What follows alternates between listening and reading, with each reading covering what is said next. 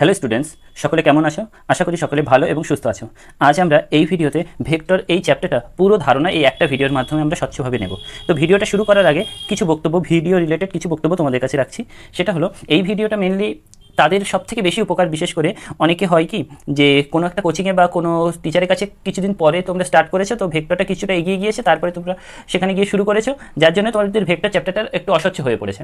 বা কেউ কোনো ক্রমে ওই ক্লাসটা মিস করে গিয়েছে, প্রথমে একটা বা দুটো ক্লাস, যার জন্য ভেক্টরটা একটা ভয় সৃষ্টি হয়েছে। তাদের জন্য এই ভিডিওটা খুব ইম্পর্টেন্ট হতে চলেছে, কেননা এই ভেক্টর রিলেটেড আরও অনেক জিনিসের সাথে সম্পর্কিত। সুতরাং এখানে যদি একটু তোমাদের দুর্বলতা থেকে যায়, তাহলে তোমাদের সেই পরবর্তীতে সেই দুর্বলতাটা আরও বেশি আকার ধারণ করে। সেজন্য তোমরা অবশ্যই যাদের এই ঘাটতিগুলো আছে এখনই পূরণ করে নাও, তাহলে আর তোমাদের ফিজিক্সে পরবর্তী চ্যাপ্টারগুলোতে আর অসুবিধা হবে না। তার সাথে বলে রাখি, যেহেতু এখন সেমিস্টার সিস্টেমে হলো পরীক্ষা পদ্ধতি চালু হয়েছে, আর সেখানে তোমাদের প্রথম সেমিস্টারে থাকছে এমসিকিউ, সুতরাং ভেক্টর থেকে প্রচুর এমসিকিউ প্রশ্ন আসবে। তার জন্য কিন্তু বড় বড় প্রমাণ বা এই সমস্ত আমাদের দরকার নেই।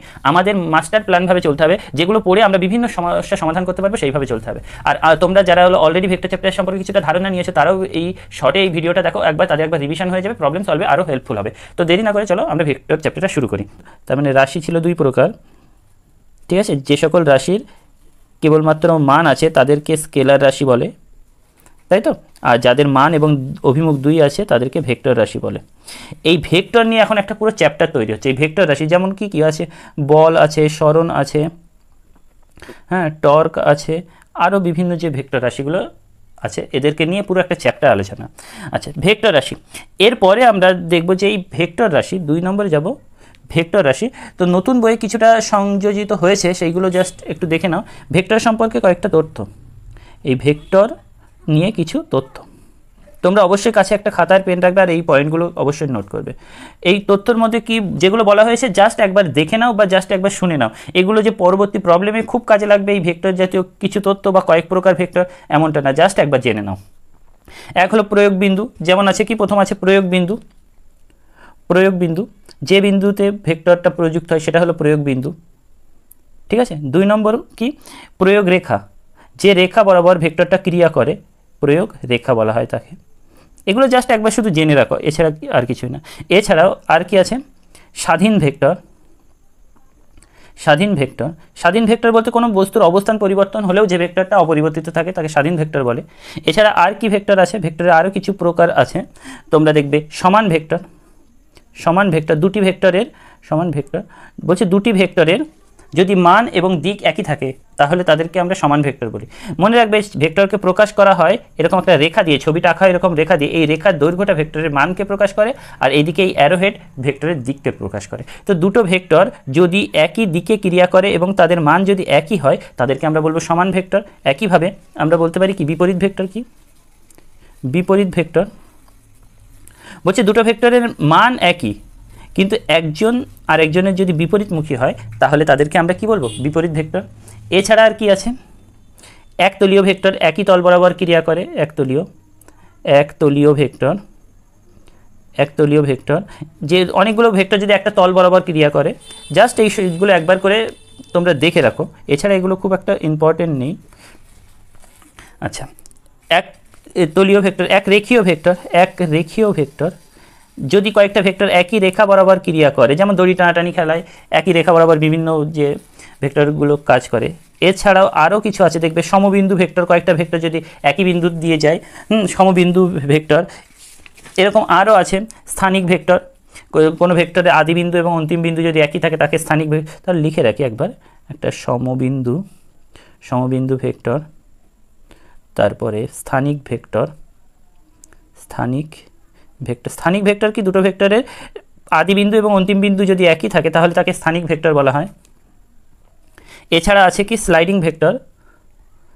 স্লাইডিং ভেক্টর, স্লাইডিং ভেক্টর বলতে একটা ভেক্টর যদি একটা নির্দিষ্ট রেখা বরাবর ক্রিয়া করে কিন্তু ওর প্রয়োগ বিন্দু যদি বিভিন্ন রকম হতে পারে, সেরকমকে স্লাইডিং ভেক্টর বলে। জাস্ট একবার দেখে রাখো। সহ প্রাথমিক ভেক্টর, দুটো ভেক্টরের সহ প্রাথমিক ভেক্টর, সহ প্রাথমিক ভেক্টর, দুটো ভেক্টরের আদি বিন্দু বা প্রাথমিক বিন্দু যদি একই হয় তাহলে সহ প্রাথমিক ভেক্টর বলা হবে। আর সহ অন্তিম ভেক্টর, সহ অন্তিম ভেক্টর, দুটো ভেক্টরের অন্তিম বিন্দু যদি একই হয় তাহলে তাদেরকে সহ অন্তিম ভেক্টর বলবো। এখানে সবথেকে যেটা ইম্পর্টেন্ট সেটা আমরা শেষে লিখলাম, সেটা হলো একক ভেক্টর। একক ভেক্টর এটাই হলো মাস্টার জিনিস, এইটাই হলো মাস্টার জিনিস, এইটাই মনে রাখবে। একক ভেক্টর, যে ভেক্টরের মান হলো 1 তাকে একক ভেক্টর বলা হয়। দেখো কোনো একটা ভেক্টরকে এই একক ভেক্টর এন ক্যাপকে প্রকাশ করা হয় এ ভেক্টর বাই এ ভেক্টরের মান। হ্যাঁ, যেখানে কোনো একটা ভেক্টরকে, যে কোনো একটা রাশি, ধরো দৈর্ঘ্য ভর, এদেরকে আমরা দৈর্ঘ্যকে হয়তো এল দিয়ে প্রকাশ করছি, ভরকে, তা কোনো একটা ভেক্টরকে যখন আমরা প্রকাশ করব তার মাথায় কিন্তু এখন আমাদের একটা অ্যারোহেড দিতে হবে। অ্যারোহেড দিলেই বোঝা যাবে যে হ্যাঁ এটা একটা ভেক্টরকে প্রকাশ করছে। আর এই ভেক্টরের মানটাকে প্রকাশ করা হয় কি, এটা হলো একটা ভেক্টর, মনে রাখবে একটা ভেক্টরকে ঠিক এইভাবে এ দিয়ে প্রকাশ করে, এ ভেক্টর দিয়ে প্রকাশ করলাম, আর সেই ভেক্টরের মানটাকে প্রকাশ করা হয় এ দিয়ে বা মড এ দিয়ে, এই দিয়ে ভেক্টরটার মানকে প্রকাশ করা। তাহলে কোনো ভেক্টরকে তার মান দিয়ে যদি ভাগ করি তাহলে আমরা পাই একক ভেক্টর। একক ভেক্টরের উপরে সবসময় একটা এরকম একটা ক্যাপ থাকবে। ওকে, এই হলো একক ভেক্টর। তো এই আমরা জানলাম বিভিন্ন প্রকার ভেক্টর সমূহ। তবে আমি বলছি খুব ইম্পর্টেন্ট হলো এর মধ্যে একক ভেক্টর। এরপরে আমরা যেটা যাব, দুটো ভেক্টরের আমরা যোগ করব। ঠিক আছে, দুটো ভেক্টরের যোগফলকে এখানে কি বলা হয়? তাহলে এরপরে আমরা যেটা যাচ্ছি সংযোজন, ভেক্টর সংযোজন বা ভেক্টর যোগ। 3 নম্বর পয়েন্ট, অবশ্যই খাতায় নোট করবে এগুলো। ভেক্টর সংযোজন, ভেক্টর সংযোজন বা ভেক্টর যোগ। দুটো ভেক্টরকে যোগ যখন করা হবে সেই যোগফলকে আমরা কি নামে ডাকবো? লব্ধি। কীরকম? মনে করো এখানে এ একটা ভেক্টর আছে আর এখানে মনে করো বি একটা ভেক্টর আছে, এটা মনে করো এ ভেক্টর, এটা মনে করো বি ভেক্টর, আর তাদের মধ্যবর্তী একটা কোণ থাকতেই পারে থিটা। তাহলে এই দুটো ভেক্টরকে যদি যোগ করা হয় তাহলে সি একটা ভেক্টর পাবো, তাহলে C vector equal to A vector plus B vector, এরকম আকারে রাখতে পারি। ঠিক আছে, এখন এই দুটো ভেক্টর যদি প্রযুক্ত হয় তাদের যোগফল সিটা কীরকম পজিশানে থাকবে, সিটার অবস্থান কোথায় হবে, সেই দিকটা, সি এর দিকটাকে বোঝানোর জন্য ভেক্টরের এখানে দুটো বিবৃতি আছে। একটা হলো ত্রিভুজ সূত্র, ত্রিভুজ সূত্র, আর একটা হলো সামান্তরিক সূত্র, সামান্তরিক সূত্র, খুব ইম্পর্টেন্ট।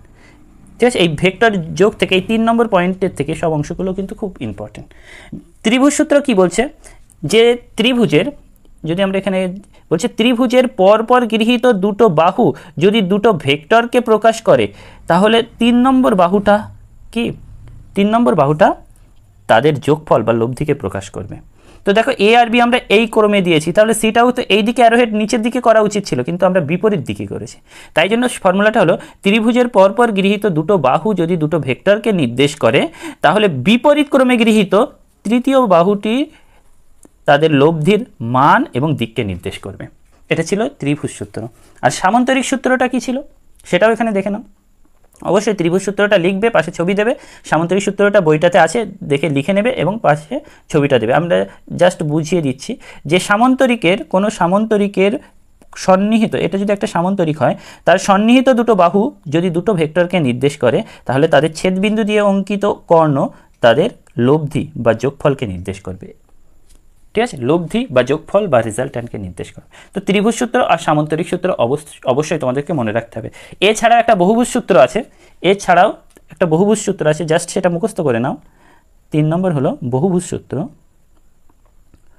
বহুভুজ সূত্র আছে, সেটাও জাস্ট তোমরা সেটাও মুখস্থ করে নাও, কিন্তু বেশিরভাগ কাজে লাগে কিন্তু এই দুটো জিনিস।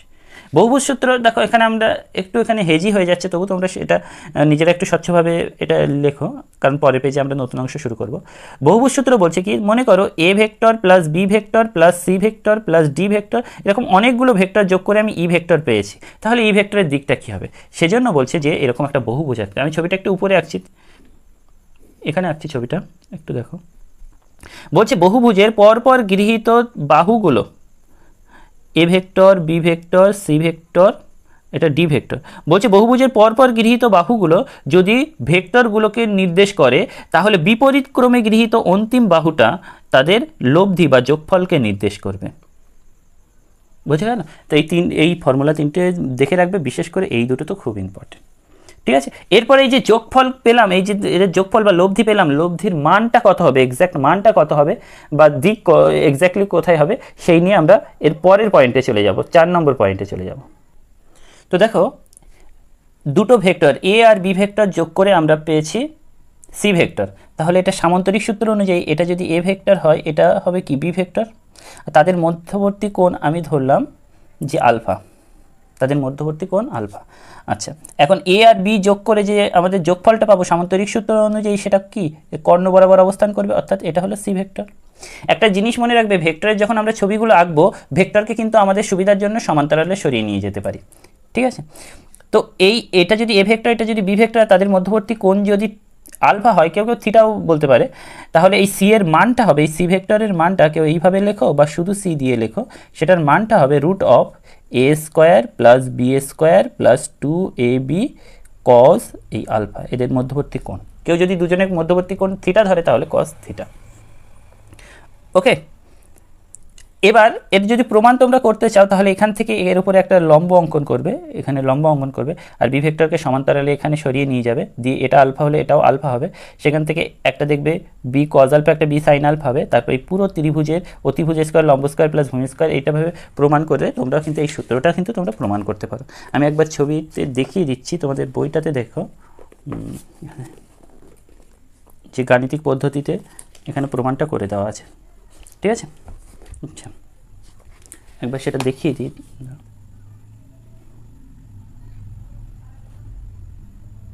এই যে এই ছবিটা দিয়ে কিন্তু সামান্তরিক সূত্র থেকে এই গাণিতিক পদ্ধতিতে প্রমাণটা করে দেওয়া আছে, সেখান থেকে তোমরা কিন্তু দেখে নিতে পারো। ওকে, তাহলে আমরা লব্ধি অর্থাৎ সি ভেক্টরের মানটা পেলাম। এবার মনে করলাম এই যে সি ভেক্টরটা এ ভেক্টরের সাথে একটা থিটা কোণ করে আছে, তাহলে এই যে থিটা, এই থিটার মানটা কত হবে?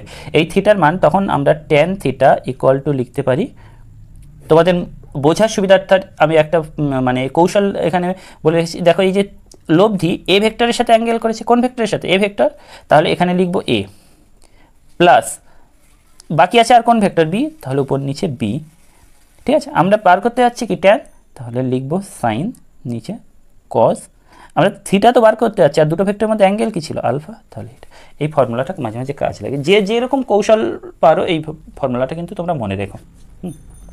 কোনো বইটাতে এগুলো স্মল এ স্মল বি দিয়েও এটা লেখা থাকতে পারে, সেটা একটু দেখে নিও। ওকে, তাহলে এই হলো দুটো ভেক্টরের যোগফল, মানে যুক্ত করলে যে লব্ধি তার মান আর তার দিক।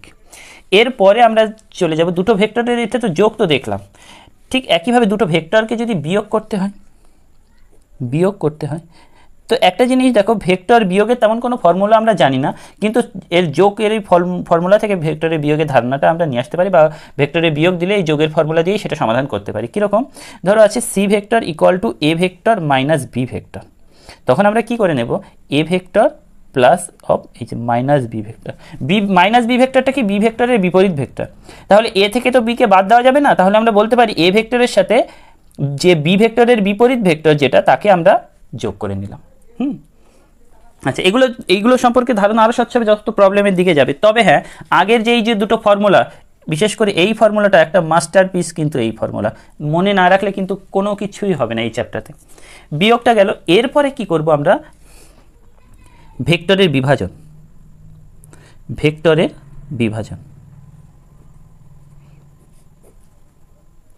ভেক্টর বিভাজন অংশে যতটুকু বলবো জাস্ট সেইটুকুই মনে রাখো, আর তাই থেকে যে বিভিন্ন রকম প্রশ্ন অঙ্ক আমরা অবশ্যই সমাধান করে ফেলবো। দেখো এখানে আমরা কীরকম দেখেছিলাম, ধরো সি ভেক্টর ইকুয়াল টু দেখেছিলাম A vector plus B vector, তাদের ত্রিভুজ সূত্র অনুযায়ী এরকম ছবি। তো এরকম যাই থাকুক না কেন, এক্ষেত্রে কোনো একটা ভেক্টর আর তার বিপরীত দিকের কোণের সাইনের অনুপাত সমান হবে। মনে করলাম এ ভেক্টরের বিপরীত কোণ আলফা, বি ভেক্টরের বিপরীত কোণ মনে করলাম বিটা, আচ্ছা সি ভেক্টরের বিপরীত কোণ মনে করলাম গামা, তাহলে কি লিখতে পারি? A by sine alpha equal to B by sine beta equal to C by sine gamma. কেউ এখানে C by sine alpha plus বিটাও লিখতে পারে। কেন? এখানে দেখো গামা ইকুয়াল টু কী লিখতে পারি? 180 মাইনাস আলফা প্লাস বিটা। তো তুমি যদি এখানে সি বাই সাইন গামার ওখানে যদি 180 মাইনাস আলফা প্লাস বিটা এটা বসিয়ে দাও, তাহলে কিন্তু সেই ত্রিকোণমিতির সূত্র থেকে C by sine alpha plus beta এটা আসবে। তো আমার এটা এইভাবে মনে রাখার দরকার নেই, আমি এইভাবেই মনে রাখবো, এটাই বেস্ট ওয়ে,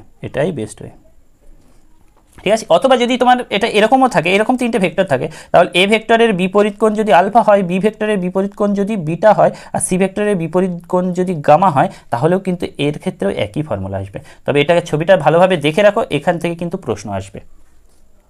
এরপরে আমরা দেখব এই যে ভেক্টরের লম্ব বিভাজন। লম্ব বিভাজনটা খুব ইম্পর্টেন্ট, পরের ক্লাস পরের এয়ারেও কিন্তু এই লম্ব বিভাজনটা অবশ্যই লাগে। ভেক্টর থেকে যদি কোনো অংশ যায় তাহলে ডট প্রোডাক্ট, ক্রস প্রোডাক্ট আর লম্ব বিভাজন, এই দুটো অংশ কিন্তু পরবর্তীতে কাজে বেশি লাগে। দেখো আমরা যেমন আগে পড়েছি, যদি এটা A vector plus B vector, এই দুটো ভেক্টর যোগ করেই তো এই লব্ধি ভেক্টরটা পাচ্ছিলাম। আর এটা হলো সামান্তরিক সূত্র অনুযায়ী দুজন কি একটা সামান্তরিকের এই কর্ণটা, দুটো বাহুর কর্ণটা তাদের লব্ধিকে প্রকাশ করছিল। এখন কি হচ্ছে, এই আমরা ঠিক উল্টো কেস, এই যে একটা ভেক্টর মনে করে এটাকে দুটো ভাগে ভাঙলাম, দুটো অংশে ভেঙে নিলাম। আগে ছিল কি এ আর বি দুটো ভেক্টরকে জুড়ে আর ভেক্টর পাচ্ছিলাম, এখন ঠিক উল্টো ভাবছি, আর ভেক্টরকে ভেঙে এ ভেক্টর আর বি ভেক্টর যদি দুটো অংশ পায় এবং এ ভেক্টর আর বি ভেক্টর পরস্পর দেখো 90 ডিগ্রি কোণে অবস্থান, অর্থাৎ এ ভেক্টর যদি এক্স অক্ষ বরাবর থাকে, বি ভেক্টর যদি অয় অক্ষ বরাবর থাকে, অর্থাৎ আর ভেক্টরকে যে দুটো আমি অংশ পেলাম, যে দুটো উপাংশ পেলাম, সেই উপাংশ দুটো পরস্পর লম্ব, তাই জন্য বললাম লম্ব বিভাজন বা লম্ব উপাংশে বিভাজন। লম্ব উপাংশে বিভাজন, অবশ্যই এই অংশটা নোট করো। যদি এরকম হয় তাহলে এই যে এই খণ্ডটা আর কে ভেঙে যে এ ভেক্টরের এই খণ্ডটা পেলাম, তার মানটা কত হবে? এ হবে আর কজ আলফা, যেদিকে অ্যাঙ্গেল আসে সেদিকে কজ, আর তার বিপরীত দিকে সাইন, অর্থাৎ বি হবে আর সাইন আলফা। আর এখান থেকেই তুমি যদি এটা এ বার করতে চাও তাহলে এটাকে সেই ভেক্টরকে আমরা কি বললাম সমান্তরালে সরাতে পারি, তাহলে এটা এই পাশে নিয়ে যাও, নিয়ে গিয়ে এখানে সাইন আলফা নাও, তাহলে সেখান থেকে দেখবে হলো এই সম্পর্ক পেয়ে যাবে। আর এখানে কজ আলফা নেবে, সেখান থেকে দেখবে এই সম্পর্ক পেয়ে যাবে। আর এখানে যদি বিটাকে এখানে নিয়ে যায় তাহলে দেখো আবার ট্যান আলফা ইকুয়াল টু, কেউ থিটাও লিখতে পারো, ট্যান আলফা লম্ব বাই ভূমি, অর্থাৎ বি বাই এ। এই অংশগুলো মুখস্থ করে নাও, দিয়ে দেখো এটা প্রচুর পরিমাণ, বিশেষ করে সরাসরি তোমরা প্রাসের গতি ওই অংশে তো তোমরা দেখতেই পাচ্ছ এই অংশটা। ঠিক আছে, এরপরে আমরা যেটা যাব স্থানাঙ্ক বিভাজন, বিভিন্ন স্থানাঙ্কে ভেক্টর। দেখো এটাই হলো ভেক্টরের সবথেকে গুরুত্বপূর্ণ অংশ, স্থানাঙ্কে বিভাজন। তবে বলে রাখি, এখন আমরা জানি আমাদের লং ভিডিও কিন্তু বেশি স্টুডেন্ট দেখবে না, তবে 2জন 5জন যে কজনই দেখো না কেন তাদের এটা যেন উপকারে লাগে সেই উদ্দেশ্যে কিন্তু, বিশেষ করে অফলাইনে আমরা ফেস করছি তো অনেক স্টুডেন্টের এটা ডিম্যান্ড, সেই জন্য কিন্তু এই ভিডিওটা দেওয়া। তবে যাদের এটা উপকারে লাগছে অবশ্যই তারা সেটা কিন্তু জানাবে যে তাদের এটা হেল্পফুল হচ্ছে কিনা। ঠিক আছে, এইটাই কিন্তু তোমাদের কাছে আমাদের প্রাপ্য আর কি। আচ্ছা, তারপরে আমরা কি বিভিন্ন যে অক্ষ, এক্স অক্ষ, অয় অক্ষ আর জেড অক্ষ, উপাংশে বিভাজন, ত্রিমাত্রিক দেশে ভেক্টর, ওইটা আরও ইম্পর্টেন্ট।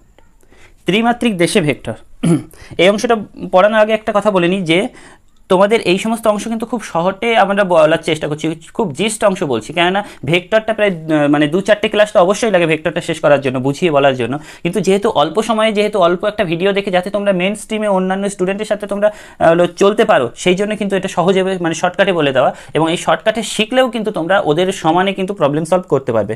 হ্যাঁ, সুতরাং আমরা একটু দ্রুতই বলবো আর সেটা একটু শর্টকাট হয়ে যেতেই পারে। আচ্ছা, তো দেখো ত্রিমাত্রিক দেশে ভেক্টর, এক্স অক্ষ, অয় অক্ষ, জেড অক্ষ। তো ত্রিমাত্রিক দেশে কোনো একটা বিন্দুর অবস্থান এক্স, ওয়াই, জেড যদি হয় তাহলে এর অবস্থান ভেক্টর এই যেটা ওপি, সেই ওপি কি হবে? ধরো তো কোনো বিন্দুর অবস্থান, তাহলে আমরা এইভাবে লিখি, প্রথমে অবস্থান, কোনো একটা বিন্দুর অবস্থানকে আমরা কিভাবে প্রকাশ করছি? পি এক্স কমা ওয়াই কমা জেড আকারে যদি প্রকাশ করি তাহলে অবস্থান ভেক্টর, অবস্থান ভেক্টর কি ওপি ভেক্টর, সেটা এই যে ওপি ভেক্টর, একে কীভাবে প্রকাশ করব? X I cap plus Y J cap plus Z K cap. ঠিক আছে, এক্স কি এক্স অক্ষ বরাবর এই জায়গায়, যেমন কোনো একটা বিন্দু যদি আমি একটা উদাহরণ হিসেবে মনে করলাম কিউ বিন্দু নিলাম 3, 2, 5, কিউ বিন্দুর অবস্থান কত? 3, 2, 5। তাই যদি হয় তাহলে এখানে এই ও কিউটা কত হবে? ও কিউটা তোমরা একটু চেষ্টা করো, ও কিউটাকে কত হবে? তাহলে 3 I cap 2 J cap plus 2 J cap plus 5 K cap. এটা হলো অবস্থান ভেক্টর, এইভাবে লিখতে হয়। যেভাবে বলছি সেইভাবে মেনে নাও আর এগুলো নোট করে নাও, দিয়ে প্রবলেম যখন করা হবে, অঙ্ক যখন করা হবে, তখন আরও জিনিসগুলো স্বচ্ছ হবে। ঠিক আছে, এই অবস্থান ভেক্টরকে কেউ আবার আর ভেক্টর বলেও চিহ্নিত করে। এটা হলো অবস্থান ভেক্টর। এখন এখানে প্রশ্ন হলো এই আই ক্যাপ কী জিনিস, জে ক্যাপ কী জিনিস, কে ক্যাপ কী জিনিস? তো দেখো পি বিন্দুর অবস্থানে আমরা কি লিখেছিলাম? এক্স, ওয়াই আর জেড। এক্স এর স্থানাঙ্ক কত? এক্স। যেহেতু এক্স অক্ষ বরাবর এই বিন্দুর অবস্থান কোথায়? এক্স অক্ষ বরাবর কি মান কত? এক্স। তার সাথে এক্স অক্ষ বরাবর একক ভেক্টর হলো আই ক্যাপ, তাই এক্স অক্ষ বরাবর তার মানের সাথে যখন ভেক্টর একক ভেক্টর গুণ করব তখন এক্স অক্ষ বরাবর একক মানে ভেক্টরটা পেয়ে যাব। ঠিক ওয়াই অক্ষ বরাবর মান ইন্টু ওয়াই অক্ষ বরাবর একক ভেক্টর, জেড অক্ষ বরাবর মান ইন্টু জেড অক্ষ বরাবর একক ভেক্টর। ঠিক এইভাবে কিন্তু লিখতে হয়। তাহলে I cap, J cap, K cap কী জিনিস? এক্স অক্ষ, ওয়াই অক্ষ এবং জেড অক্ষ বরাবর একক ভেক্টর। ঠিক আছে, একক ভেক্টরের সঙ্গে আগেই পড়েছে যাদের মান 1। তাই তো? তাহলে এই ত্রিমাত্রিক দেশে এবার যে ভেক্টরগুলো আছে তাদের আমরা যোগ শিখব, তারপরে বিয়োগ শিখব, আর শিখব গুণ। ভাগ ভেক্টরের হয় না। তাহলে প্রথমে যাই যোগ। ও হ্যাঁ, এখানে কিন্তু আমি আগে সিকোয়েন্স দিতে ভুলে গেছি, তোমরা পরপর সিকোয়েন্সটা একটু মিলিয়ে নেবে। এটা 9 নম্বর পয়েন্ট কিন্তু। ওকে, তাহলে 9 নম্বর পয়েন্টেরই আমরা সাব পয়েন্ট না, এক কাজ করি আমরা 10 নম্বর পয়েন্ট দিই। 10 নম্বর পয়েন্টে দেখো, একবারই বলবো, অবশ্যই তোমাদের এটা মনে থাকার কথা। দেখো, আমরা আগে শিখেছিলাম ভেক্টরের যোগ বিয়োগ, সেটা যে কোনো একটা ভেক্টর, কিন্তু এখানে কি ভেক্টর যখন ত্রিমাত্রিক দেশে 3টে খণ্ডে বিভক্ত তখন তাদের যোগ বিয়োগ শিখছি। তাহলে যদি আমরা এখানে এ ভেক্টর যোগ বি ভেক্টর করি তাহলে প্লেন এখানে যোগ, আই ক্যাপের পাশে কত আছে 3, এর পাশে আছে কত 2, তাহলে 3 আর 2 5 আই ক্যাপ। আর এখানে কি -2 J cap plus 7 J cap, তার মানে কি এখানে আলটিমেট হবে কত 5 জে ক্যাপ, 7 বিয়োগ 2। আর এখানে কি প্লাস 5 কে ক্যাপ মাইনাস 3 কে ক্যাপ, তাহলে 5 কে ক্যাপ থেকে 3 কে ক্যাপ মাইনাস হলে পড়ে থাকবে কত 2 কে ক্যাপ, সাধারণ যোগের মতো। বিয়োগটার ক্ষেত্রে কি হবে, যখন বিয়োগ করব তখন এদের নিচের এই এদের সাইনগুলো পাল্টে যাবে। তাহলে এর আগে প্লাস আসে মাইনাস হয়ে গেল, এখানে প্লাস আসে মাইনাস হয়ে গেল, এখানে প্লাস আসে মাইনাস। যদি এখানে মাইনাস থাকতো তাহলে নিচে কিন্তু আমরা প্লাস লিখতাম। খুব সাবধানে এটা দেখবে। তাহলে এখানে A vector minus B vector equal to কি 2 - 3, মানে কি -1 আই ক্যাপ। তার মানে 1 আর দেওয়ার দরকার নেই, শুধু আই ক্যাপ দিলাম। 3 থেকে 2 বাদ গেলে তাহলে কি প্লাস জে ক্যাপ। আচ্ছা, -4 আর -5 -9 কে ক্যাপ। এই হলো বিয়োগ। তো এই গেল আমাদের ভেক্টর যোগ আর বিয়োগ। এরপরে দেখব ভেক্টর গুণ। মোস্ট ইম্পর্টেন্ট হলো ভেক্টর গুণ, অর্থাৎ সেই আমাদের চির আকাঙ্ক্ষিত ডট প্রোডাক্ট ক্রস প্রোডাক্ট। খুব ইম্পর্টেন্ট, খুব মনোযোগ দিয়ে দেখতে হবে। তাহলে 11 নম্বর পয়েন্টে কী হবে ভেক্টর গুণ। তাহলে এরপরে আমরা দেখব কি ভেক্টর গুণ। দেখো, ভেক্টরের এই গুণ দুই প্রকার, এক হলো স্কেলার গুণ বা ডট গুণ, আর এক হলো ভেক্টর গুণ বা ক্রস গুণ। ঠিক আছে, তো প্রথমে আমরা এক কাজ করি যে স্কেলার গুণটা নিয়ে ডিটেলস আলোচনা করি। এটা হয়তো খুব অল্প একটা জায়গায় এই নোটটা লিখেছি, কিন্তু এর গুরুত্ব কিন্তু অপরিসীম। ঠিক আছে, দেখো স্কেলার গুণ বা ডট গুণ কী জিনিস, আমরা সেটা রাইট সাইডে একটু এই নোটটা একটু ফলো করি। দুটো ভেক্টর রাশি গুণ করে যখন একটা স্কেলার রাশি পাবো তখন সেই যে গুণটা হবে সেটাকে আমরা বলবো ডট গুণ বা ডট প্রোডাক্ট। যেমন কি বল আর সরণ, এই বলও একটা ভেক্টর, সরণও একটা ভেক্টর, তাদেরকে আমরা গুণ করে কি পাচ্ছি কার্য কিন্তু স্কেলার রাশি, তাই এই গুণটাকে বলা হচ্ছে স্কেলার গুণ।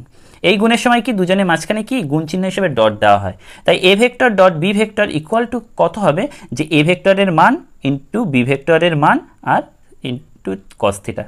থিটাটা কি এ ভেক্টর আর বি ভেক্টরের মধ্যবর্তী কোণ। আমরা যদি এই জন্য যদি আমরা I cap dot I cap করি তাহলে কত পাবো। দেখো আই ক্যাপটা কী ছিল, এক্স অক্ষ বরাবর একক ভেক্টর, তাহলে এর মান কত, একক ভেক্টর, তাহলে মান 1, এই আই এরও মান 1, কস, দেখো এই দুটোই তো এক্স অক্ষ বরাবর, তার মানে তাদের মধ্যবর্তী কোণ 0, cos 0 এর মান 1, সুতরাং এখানে হচ্ছে 1। অর্থাৎ আই ডট আই করলে আমরা কত পাবো 1। ঠিক একইভাবে জে ডট জে করলে কত হবে, দুজনের মান 1 এবং তাদের মধ্যবর্তী কোণ 0 ডিগ্রি, সুতরাং তাদের গুণফল কত, আই ডট আই করলে 1, জে ডট জে করলে 1, কে ডট কে করলেও কিন্তু 1 পাবে। কিন্তু আই ডট জে করলে কত হবে, আই তো একক ভেক্টর, মান 1, জেও তো একটা একক ভেক্টর, তার মান 1, cos এদের মধ্যে আই দেখো এক্স অক্ষ বরাবর, কিন্তু যেটা কি অয় অক্ষ, এক্স অক্ষ আর অয় অক্ষের মধ্যবর্তী কোণ কত 90 ডিগ্রি, cos 90 0, সুতরাং 0। সুতরাং আমরা বলতে পারি যে ডট প্রোডাক্টের ক্ষেত্রে দুটো সেম ইউনিট ভেক্টরের গুণ করলে 1 পাবো, বিপরীত মানে আলাদা ইউনিট ভেক্টর যারা পরস্পর সমকোণে তাদের গুণফল কত 0। ঠিক আছে, এটা শুধু নোট মুখস্থ রাখতে হবে, কিন্তু গুণটা কিভাবে করতে হয় সেই গুণটা কিন্তু বড় একটা গুণ চলে আসে, আমাদের সেটা দরকার নেই, সরাসরি কিভাবে গুণ করতে হয় সেই সহজ নিয়মটা আমরা একবারেই দেখে নেব। খুব মনোযোগ দিয়ে দেখো, একবারেই এই গুণটা তৈরি হয়ে যাবে। তাহলে A dot B equal to কী করবো, তোমাদের কাজ হবে এখানে আই ক্যাপের আর এখানে আই ক্যাপকে ফলো করা। আই ক্যাপের পাশে কত আছে 3, এই আই ক্যাপের পাশে কত আছে 2, 3 2 6, আই ক্যাপ জে ক্যাপ লেখার দরকার নেই। এরপরে চলে যাই জে ক্যাপ, আর এখানে কোথায় জে ক্যাপ, এই এর পাশে কত আছে -2, এর পাশে কত আছে +7, 7 2 14, আর প্লাস আর মাইনাসে -7 2 14। আচ্ছা, তারপরে কে ক্যাপের পাশে কত আছে +6, কে ক্যাপের পাশে কত +5, প্লাসে প্লাসে প্লাস 5 6 30। যদি বুঝতে একবারে অসুবিধা হয় পজ করে আরেকবার দেখে নাও, দিয়ে এখানে আমরা যোগ বিয়োগ করবো 36 বিয়োগ 14, তার মানে হচ্ছে কত 2, এখানে কত হচ্ছে 22। ঠিক আছে, তাহলে এ ডট বি করে আমরা পেলাম কত 22। অবশ্যই এটা ভালোভাবে দেখে নাও। এরপরে আমরা ভেক্টর গুণ বা ক্রস গুণটা দেখব। ক্রস গুণটা কিন্তু আরও সাবধানে দেখতে হবে, কারণ ক্রস গুণে ভুল হওয়ার সম্ভাবনা কিন্তু প্রতি পদে পদে থাকে। খুব দ্রুত কিন্তু খুব মনোযোগের সাথে এটা দেখো, আমি একবারে বলছি, তোমরা একবারে না বুঝতে পারলে সেটাকে রিপিট করে দেখো বা একটু ভিডিওটা টেনে দেখো। আচ্ছা, ক্রস গুণ বা ভেক্টর গুণ কি, দুটো ভেক্টর রাশি গুণ করে যদি একটা ভেক্টর রাশি পাই তাহলে সেই গুণটা হবে কি গুণ, ক্রস গুণ। যেমন বল আর দুটো বলের মধ্যে লম্ব দূরত্বের গুণফল যে টর্ক হয়, টর্ক এখানে বলটাও হলো ভেক্টর রাশি, লম্ব দূরত্বটাও ভেক্টর রাশি, আর টর্কটাও হলো এদের গুণফল, টর্কটাও হলো ভেক্টর রাশি। তাই এই গুণটা হবে কি ক্রস গুণ। মনে করা যাক এ ভেক্টর আর বি ভেক্টর তাদের মধ্যে অ্যাঙ্গেল থিটা, তাহলে A vector cross B vector করলে যে ভেক্টরটা পাবো তার মান কত হবে এ বি সাইন থিটা। কারণ এই গুণ করলে তো একটা ভেক্টর রাশি পাওয়ার কথা, কিন্তু আমরা শুধু সেই ভেক্টর রাশির মানটা জাস্ট দেখতে চাচ্ছি, তাই জন্য দুই পাশে একটা মড দিলাম। আমরা জানি ভেক্টরের দুই পাশে মড দিলে শুধু মানটাই দরকার, তাই সেই মানটা হবে এই। হ্যাঁ, যেমন এবার আমরা ইউনিট ভেক্টরগুলো দেখি। আমরা তো জানি যে এক্স অক্ষ বরাবর একক ভেক্টর আই ক্যাপ, অয় অক্ষ বরাবর একক ভেক্টর জে ক্যাপ, আর জেড অক্ষ বরাবর একক ভেক্টর হলো কে ক্যাপ।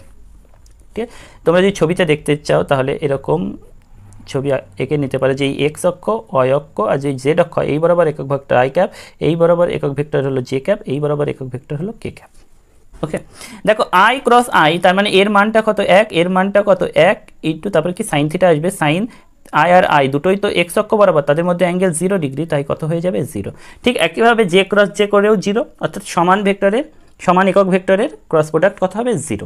কিন্তু আই এর সাথে জে যদি গুণ করি তাহলে আই এর একক ভেক্টর মান 1, জের একক ভেক্টর মান 1, সাইন আই আর জের মধ্যে অ্যাঙ্গেল কত 90 ডিগ্রি, এক্স অক্ষ আর অয় অক্ষের মধ্যে অ্যাঙ্গেল 90 ডিগ্রি, সাইন 91, তাহলে মান হয়ে যাবে কত 1। কিন্তু যেহেতু এই দুটো ক্রস করে তো একটা ভেক্টর পাচ্ছি যার মান 1, কিন্তু তার তো একটা দিক থাকবে। এই দিক, দুটো ভেক্টরের যে দিক কি হবে সেটা বার করার একটা ছোট্ট একটা নিয়ম আছে, একটু ধ্যান দিয়ে দেখে নাও।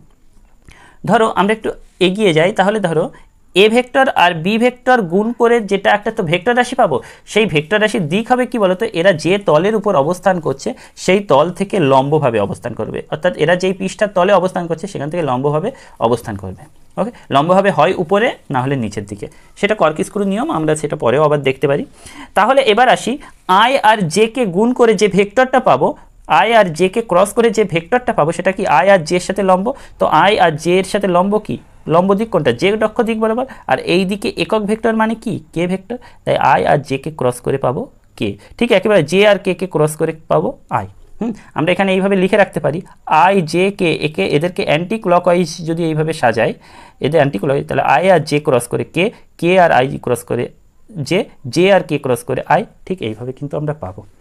এটা খুব একটা মানে জাস্ট জেনে রাখো, যখন প্রয়োজন হবে তখন দেখবে। এবার আমরা একটা ক্রস প্রোডাক্ট করে দেখব। দেখো যে কোনো ভেক্টরকে আমরা তো এরকম 3i cap 2j cap 5k cap এই আকারে লিখি, তো আমরা এই 3 2 5 এরকম না লিখে আমরা এটাকে এইভাবে লিখছি ax i cap, ax extra কিন্তু এর মানে সাফিক্স আর কি, মানে নিচে সেই a1 a2 যেরকম লিখেছিলাম, ay j cap az k cap. ঠিক আছে, এই আকারে হয়, কিন্তু আমি এই আকারে লিখছি আমাদের ফর্মুলাটা আনার জন্য। তাহলে সেটাকে আমরা যখন ক্রস করব, এ ভেক্টর ক্রস বি করব, তখন সেটাকে কিভাবে করা হয় ডিটারমিনেন্ট ফর্মে। ডিটারমিনেন্ট তোমরা শেখোনি এখনও, যে কদিন পরে হয়তো ম্যাথে শিখে যাবে। ডিটারমিনেন্টে প্রথমে এরকম দুপাশে দুটো দাগ দিতে হয়, তারপরে কি I cap J cap K cap, এই তিনটে প্রথমে লিখে নেব, I cap J cap K cap, তিনটে লিখে নিলাম। এরপরে কি করব, আই এর পাশে কত আছে, প্রথম কি আছে এ ভেক্টর, এবার এ ভেক্টরকে ফলো করি। আই ক্যাপের পাশে কি আছে এ এক্স, তাহলে আই ক্যাপের সোজা নিচে এ এক্স। জে ক্যাপের পাশে কি আছে A Y R A Z. ঠিক একইভাবে বি ভেক্টরের আই এর পাশে কে আছে বি এক্স, জের পাশে বি ওয়াই, জি আর কে ক্যাপের পাশে আছে বি জেড। ঠিক এইভাবে সাজাতে হবে। ঠিক তোমাদের উদাহরণ হিসেবে আমি পাশে আরেকটা ভেক্টর লিখে রেখেছি, এখানে তোমরা দেখছেন, ধরো এ ক্রস বি, এখানে তাহলে কিভাবে লিখবো, এখানে একটু দেখো, তাহলে ধরো আই ক্যাপ জে ক্যাপ আর কে ক্যাপ, এইটা অনুযায়ী এর ভেক্টরের কি আছে 3 2 3 + 2 + 5, তাহলে 3 2 5, আর এখানে 2 - 3 + 7, 2 - 3 + 7, এইভাবেই কিন্তু তোমাদেরকে লিখতে হবে ক্রস প্রোডাক্টে প্রথম কাজ হলে। এরপরে যে গুণটা করব খুব ধ্যান দেবে, কারণ এখানে মাইনাস প্লাসের খুব গন্ডগোল হয়, সেটা আমি একবারে দেখিয়ে দিচ্ছি। তোমরা কি করবে, প্রথমে লিখবে আই ক্যাপটা, আই ক্যাপ লিখলে দিয়ে এরকম একটা ব্র্যাকেটে ঘিরলে, মাইনাস জে ক্যাপ দেবে, দিয়ে আবার একটা ব্র্যাকেটে ঘিরবে, তারপরে শেষে প্লাস কে ক্যাপ লিখবে, তারপরে আবার ব্র্যাকেটে ঘিরবে। এক লাইনেই তোমরা লিখতে পারো, আমি যেহেতু এই অঙ্কটা আবার করবো সেই জন্য আমরা এই লাস্টটা নিচে, তাহলে plus I cap minus J cap plus K cap. খুব কিন্তু এটা মনে রাখতে হবে। এরপরে কি কাজ, এই জায়গাগুলোতে কি হবে, তো আই ক্যাপের কাজ যখন করব তখন আই ক্যাপ বরাবর আমরা ঢেকে রাখবো, মানে আই ক্যাপ বরাবর, দেখো এখানে আই ক্যাপ বরাবর উলম্ব দিক আর এটা ঢেকে রাখবো। তাহলে পড়ে থাকছে কি এই চারটেকে গুণ করে এখানে লিখবো। কীরকম, আমাদের প্রথম কাজ হবে কি, আচ্ছা এখানে এর পাশের নিয়মটা লেখা থাক, প্রথমে আমরা উপর থেকে নিচে ঠিক এই ডিরেকশানে গুণ করব, এটা ফার্স্ট, তারপরে একটা মাইনাস সাইন দেব, তারপরে এই সেকেন্ড স্টেপের গুণটা ঠিক এই বরাবর হবে। তাহলে আমাদের ঢেকে রাখি, তাহলে প্রথমে কীভাবে গুণ করতে হবে বলো, উপর থেকে নিচে AYBZ, তাই তো, তাহলে লিখে নিই AYBZ, এরপরে কি মাইনাস দিতে হবে, দিয়ে দিলাম, তারপরে আবার বলো কোনটা, নিচ থেকে উপরে BYAZ। একইভাবে জে ক্যাপের এইটা যদি আমরা ঢেকে রাখি তাহলে হচ্ছে কি AXBZ মাইনাস দিতে হবে, তারপরে এইভাবে উঠবে, তার মানে BXAZ। ঠিক একইভাবে লাস্টটাকে কে ক্যাপ নিচে, তার মানে এই বরাবর আর এই বরাবর ঢেকে রাখলে কি হবে, AXBY, কারণ প্রথম উপর থেকে নিচে আসতে হবে, AXBY মাইনাস BXAY। এইভাবে কিন্তু ক্রস প্রোডাক্ট। এখানে একটা উদাহরণ আছে, তোমরা নিজেরা ট্রাই করলে দেখতে পাবে। তা ক্রস গুণ করার নিয়মটা কিন্তু এটা, দরকার হলে এই জায়গাটা আরেকবার দেখো, কিন্তু এই সমস্ত জায়গায় কিন্তু খুব করে মনে রাখতে হবে। তাহলে এই গেল ডট প্রোডাক্ট, ক্রস প্রোডাক্ট। আর আমাদের ছোট্ট দুটো জিনিস বাকি থাকছে, সেটা হলো প্রাসের গতি আর ওদিকে আমাদের আপেক্ষিক গতি। তো আমরা নেক্সট পয়েন্টে প্রাসের গতি আলোচনা করবো।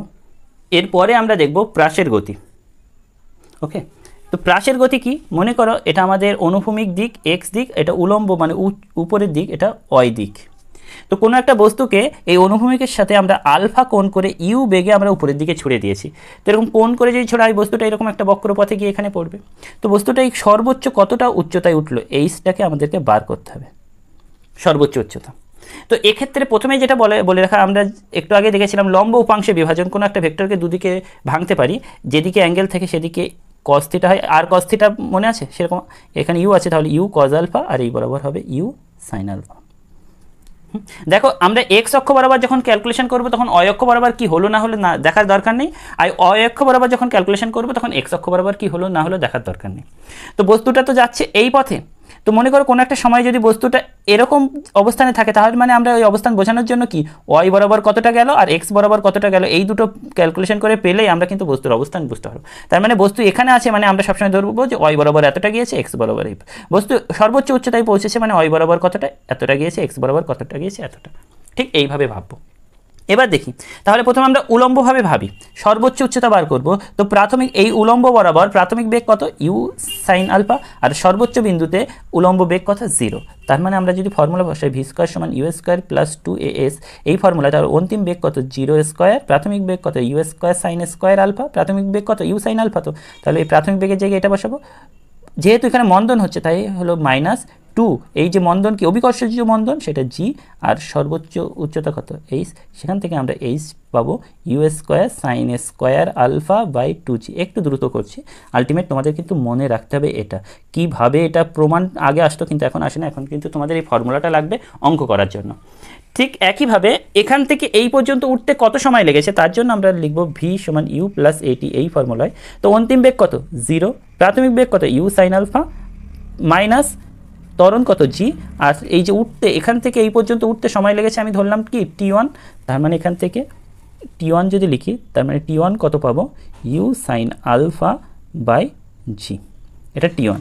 তো দেখো যতটা সময় উপরে উঠেছে ততটা সময় নিচে নেমেছে, তাহলে চলেছে কতটা, এতটা। তাহলে এই t1টা কিন্তু আমাদের উত্থানকাল, কিন্তু চলনকাল কত হবে, চলনকাল t হবে কত, এই যেটা উঠতে সময় লেগেছে ঠিক অতটাই নামতে, অর্থাৎ 2 × t1, 2 × t1 মানে 2u সাইন আলফা বাই জি। ঠিক আছে, সমত্বরণের গতির কিছু ফর্মুলা আমরা এই রাইট সাইডে লিখে রেখেছি, এটা দেখতে পারো। এটা হলো চলনকাল, তার মানে এতক্ষণ ধরে প্রাসটা কতক্ষণ ধরে চলেছে, এই টাইম ধরেই উপরে চলেছে। এবার অনুভূমিক, তাহলে এখান থেকে এই পর্যন্ত যেতে কত সময় লেগেছে এটা, আর অনুভূমিকভাবে এই যে দূরত্বটা গেল এটাকে বলা হয় পাল্লা বা রেঞ্জ আর, তাই তো। এবার অনুভূমিকভাবে ভাবি, এই বরাবর তো ত্বরণ মন্দন নেই, তার মানে এই বরাবর কি সমবেগে যাচ্ছে বস্তুটা, সেই বেগটা কত, ইউ কজ আলফা, কত দূর গিয়েছে, আর দূরত্ব কত সময় গিয়েছে, এই সময়টা, এই টি সময়। তাহলে সেই জায়গায় যদি সমবেগে এস ইকুয়াল টু ভিটি এই ফর্মুলায় বসায়, তাহলে সমবেগে এস ইকুয়াল টু ভিটি কতটা দূর গিয়েছে অনুভূমিকভাবে, আর দূরত্ব, বেগ কত, আবার দেখে নাও বেগ কত, U cos alpha, U cos alpha, আর সময় কত লেগেছে যতক্ষণ চলনকাল সেটা 2u sine alpha by G, 2u sine alpha by G. তার মানে এখান থেকে দেখো ইউ স্কোয়ারটা যদি আমরা আগে নিয়ে আসি, তাহলে 2 sine alpha cos alpha by G. হ্যাঁ, তার মানে এখান থেকে অ্যাকচুয়াল রেঞ্জ কত আসলো, U square sine 2 alpha by G, U square sine 2 alpha by G, কারণ সাইন 2 আলফা মানে 2 সাইন আলফা কজ আলফা। তার মানে এই রেঞ্জ এটাও মনে রাখতে হবে, চলনকাল এটাও মনে রাখতে হবে। অর্থাৎ এই তিনটে জিনিস, সর্বোচ্চ উচ্চতার ফর্মুলা, চলনকালের ফর্মুলা আর এই পাল্লা, এই ফর্মুলা মনে রাখতে হবে। এছাড়াও একটা সঞ্চার পথ, যদি ও কোন পথে গিয়েছে তার একটা ফর্মুলা আছে, সেই y ইকুয়াল টু তোমরা ওখানে পাবে x tan আলফা, এটা মনে রেখে দাও, x tan আলফা মাইনাস, ফর্মুলাটা তোমরা প্রমাণটা বইটাতে আছে, একটু দেখে নিও, মাইনাস, এটা আর করাচ্ছি না, অত ইম্পর্টেন্ট না বলে, by 2u square cos square alpha. যেহেতু এই ভিডিও খুব লেন্থলি হয়ে যাচ্ছে তাই এই প্রমাণটা করালাম না, এই সঞ্চার পথের এটাও মনে রেখো। তাহলে তোমরা কিন্তু মনে রাখছো বেশ কয়েকটা জিনিস, একটু করে দেখি। এই যে তোমরা সর্বোচ্চ উচ্চতা এটা যেমন মনে রাখছো, স্ক্রিনশটও নিতে পারো, বা আমি টেলিগ্রামে এই নোটটা দেওয়া যায় কিনা দেখবো, তোমাদের কমেন্ট অনুযায়ী, তোমরা যদি কমেন্ট করো দরকার তাহলে এই নোটটাও দিয়ে দেবো। এইগুলো কিন্তু তোমাদের মনে রাখতে হবে। এরপরে লাস্ট যে অংশটা আমরা, সেটা হলো আপেক্ষিক গতি। সেখানে বৃষ্টি আর নৌকার ওই যে থিওরি অল্প একটু দেখিয়ে দেবো, কিন্তু অঙ্কের সময় আমরা সেটা ভালোভাবে আরও পড়ে নেব। এরপরে আমরা দেখব বৃষ্টির অঙ্ক। বৃষ্টির অঙ্ক প্রধানত এখানে দুই রকম দেয়। এক হলো, মনে করো বৃষ্টি উপর থেকে নিচে উলম্বভাবে নিচের দিকে পড়ছে, তাহলে বৃষ্টির বেগটাকে আমরা ধরলাম কি ভি। এখন মনে করো কোনো দর্শক বা তুমি বা আমি যে কেউ এই ইউ বেগে অনুভূমিকভাবে ইউ বেগে যাচ্ছে, আর বৃষ্টি উপর থেকে নিচে ভি বেগে পড়ছে। এখন বৃষ্টির আপেক্ষিক বেগ, অর্থাৎ এই দর্শকের সাপেক্ষে বৃষ্টির বেগ কেমন হবে, তার জন্য আপেক্ষিক বেগ ডাব্লিউ ইকুয়াল টু কী হবে, বৃষ্টির অরিজিনাল বেগ বিয়োগ দর্শকের বেগ। ঠিক আছে, কিন্তু ভেক্টর বিয়োগ তো আমরা জানি না, তাই জন্য V vector plus of minus U vector, অর্থাৎ এই দুটো ভেক্টরের যোগফল ডাব্লিউ। এটা কি দর্শকের সাপেক্ষে বৃষ্টির বেগ বা বৃষ্টির আপেক্ষিক বেগ। তাই যদি হয় এটা ইউ হলে মাইনাস ইউ ভেক্টরটা কোনটা, এইটা মাইনাস ইউ ভেক্টর। ঠিক আছে, তার দিক কোনটা হবে, এই দিকে হবে। তাহলে ত্রিভুজ সূত্র অনুযায়ী এই ভেক্টরটা আর এই ভেক্টরটার যোগফলই তো ডাব্লিউ ভেক্টর। ত্রিভুজ সূত্র অনুযায়ী এই কর্ণটা কী হবে, ডাব্লিউ। ডাব্লিউ ভেক্টরের দিকটা কোন দিকে হবে, এরা এই ক্রমে আছে, তার মানে ওর বিপরীত ক্রম এই, তাহলে এটা হবে ডাব্লিউ ভেক্টর। এখান থেকে ডাব্লিউ ভেক্টরের যদি এই যে আপেক্ষিক বেগের মান যদি বার করতে পারে, তাহলে অতিভুজ স্কয়ার, লম্ব স্কয়ার, ভূমি স্কয়ার সেখান থেকে পাবো। যদি বলে উলম্বের সাথে কত কোণ করেছে, যদি থিটা বার করতে বলে, তাহলে এখান থেকে আমরা কি ট্যান থিটা বার করে দেবো। ট্যান থিটা ইকুয়াল টু কি লম্ব, শুধু মানটাই নিচ্ছি ইউ, আর ভূমি কত ভি, শুধু মানটাই যদি নিই তাহলে ইউ বাই ভি। এরকম করে বৃষ্টি এখান থেকে থিটা ইকুয়াল টু কত পাবো, tan inverse U by V. সেখান থেকে তোমরা বৃষ্টি কত অ্যাঙ্গেলে পড়ছে সেটা পেয়ে যাবে, উলম্বের সাথে কত কোণ করে বৃষ্টি পড়ছে। ঠিক আছে, আর একটা অঙ্ক যেটা আসে সেটা হলো কি নৌকার অঙ্ক। নৌকার অঙ্ক এখানে মেনলি কীরকম, ধরো একটা নদী আছে, একটা নদী আছে, তো নদীতে স্রোত চলছে এদিক থেকে এদিকে, এখন তুমি এই পার থেকে ওই পারের দিকে যাবে। তাহলে এই ছবিগুলো আঁকার সময় সবসময় স্রোতের বেগটা আমরা এই দিকে প্রকাশ করব, যেহেতু এই বরাবর আছে তো আমি এখানেই প্রকাশ করব, আর নৌকার বেগ এদিক থেকে এইদিকে। তো নৌকা যদি এদিক থেকে এই দিকে যদি যেতে শুরু করে সোজা আড়াআড়ি, কিন্তু স্রোত তো ওকে সোজা যেতে দেবে না, আরও এইদিকে টেনে নিয়ে যাবে, নৌকা আলটিমেট পৌঁছাবে কোথায়, এই দিকে, তাই তো। তাহলে নৌকার স্থির জলে নৌকার বেগ যদি ভি হয় আর স্রোতের বেগ যদি ইউ হয়, তাহলে এই দুজন মিলেই নৌকাকে এই দিকে নিয়ে যাবে। তখন কিন্তু নৌকার যেটা এই যে নতুন যেটা বেগ, সেই বেগটা কত হয়ে যাবে, U vector plus V vector. ঠিক আছে, এবার এইটা আমরা জানি তো, একটা সামান্তরিক কমপ্লিট করে দুটো ভেক্টরের যখন যোগ হয় তখন একটা সামান্তরিক সূত্র অনুযায়ী এটাকে একটা সামান্তরিক হবে। তাই যদি হয় তাহলে মানে এই কর্ণটা কি ওদের যোগফলকে নির্দেশ করবে। তো ভেক্টরকে তো আমরা সমান্তরালে সরাতে পারি, তাহলে ইউটা আমরা এখানেও ধরে নিতে পারি ইউ, তার মানে এখান থেকেই কিন্তু আমরা ভেক্টরের বিভিন্ন জিনিসগুলো পেতে পারি। যদি বলে যে এখানে কোন বিভিন্ন অ্যাঙ্গেলও দিতে পারে। তো এই যে ছবিটা, এটা হলো শর্টেস্ট টাইম বা সর্বনিম্ন সময়ের যদি অঙ্ক বলে, তাহলে এই ছবি আঁকার পরে কিন্তু এখান থেকে তোমরা অঙ্ক দিলে সহজেই করতে পারবে। এটা সর্বনিম্ন সময়। আর একটা আছে সর্বনিম্ন দূরত্ব। দেখো এই যে বৃষ্টি, নৌকা, এই সমস্ত অঙ্কগুলো ছবি আঁকতে পারলেই কিন্তু তোমরা জিনিসটা পারবে। তো মনে করো এই হলো একটা নদী, এখন ও পৌঁছাতে চাচ্ছে এই বরাবর, তাহলে নৌকাটা এইদিকে স্রোত আছে আর ও পৌঁছাতে চাচ্ছে যে এই বরাবর পৌঁছাবো, আড়াআড়িভাবে পৌঁছাবো, তাহলে ওকে শুরু করতে হবে কি এই বরাবর বেগটা শুরু করতে হবে। তাহলে এই বরাবর যদি বেগটা শুরু করে, এইদিকে স্রোত আছে, স্রোতের বেগ ইউ, ওর স্থির জলের বেগ ভি, তার মানে ও আলটিমেট পৌঁছাবে এরকম। তার মানে এখান থেকে আমরা সেই সামান্তরিক কমপ্লিট করব। যদি সামান্তরিকের এই বাহু যা হবে এই বাহু, তাই তার মানে ধরতে পারি এটাও মানে ইউ এর মানের সমান হবে। তো আর এইটা কি হবে, আমাদের সেই ডাব্লিউ ভেক্টরটা এইটা হবে। তো এই ছবিটা এঁকে তারপরে কিন্তু বিভিন্ন সমাধান আমাদের অঙ্ক দিলে অবশ্যই সেখান থেকে আমরা কিন্তু সমাধান করতে পারবো। তো এই হলো পুরো ভেক্টরের একটা ভিডিওতে পুরো ভেক্টরের ধারণা। কম বেশি যা ধারণা নিয়েছো একবারের জায়গায় দুবার দেখো। এই নোটগুলোকে তোমরা হলো খাতাতে লিখে এই রকম নোট করে তারপরে তোমরা অঙ্ক শুরু করো। আশা করা যায় খুব হেল্পফুল হবে। এবং আমরা এরপরে চেষ্টা করব তোমাদের যে এমসিকিউ প্রশ্ন এর উপরে যেগুলো ফার্স্ট সেমিস্টারে হবে সেই এমসিকিউ প্রশ্নগুলোর সমাধান নিয়ে আসা। তবে হ্যাঁ, এই ভেক্টরের এই অংশটা দেখে তারপরে তোমরা যদি সেই সমস্ত অংশে যাও আশা করি খুব উপকার পাবে। তবে নোটটা অবশ্যই করো। ওকে, তো আজকের ভিডিও এই পর্যন্ত, পরে দেখা হবে নেক্সট ভিডিওতে। আর তোমাদের একটাই যেটা বলার, যে দেখছো পুরো ভিডিওটা, আমরা জানি বেশি জন এই ভিডিও দেখবে না, কয়েকজনের জন্য হলেও এই ভিডিওটা তৈরি করেছি, বিশেষ করে অফলাইনে অনেকজনের ডিমান্ড ছিল।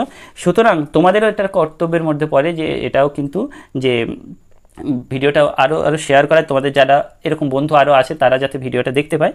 আর কি ভিডিও রিলেটেড কোনো কমেন্ট থাকলে অবশ্যই নিশ্চয়ই তোমরা সেটা কমেন্ট করবে, আর তোমাদের আরও কেমন ভিডিও দরকার সেই অনুযায়ী কিন্তু নেক্সট ভিডিও আসবে।